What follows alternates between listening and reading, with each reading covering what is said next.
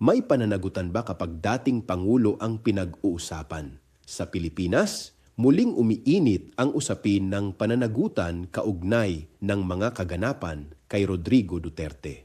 Hindi na ito simpleng balita o haka-haka lamang, kundi isang seryosong usapin na sinusubaybayan ng publiko at ng mga institusyon ng hustisya.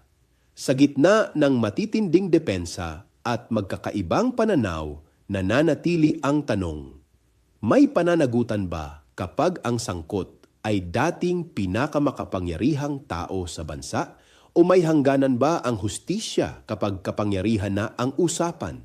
Hindi ito simpleng bangayan ng politika. Ito ay pagsubok sa sistema kung kaya ba nitong panagutin ang nasa itaas at kung may puwang pa ang hustisya para sa mga nasa ibaba. Ako si Bishop Tonyo, obispong migrante sa Europa, at ito ang Damdaming Makabayan, tinig mula sa laylayan. Hanggang sa muli!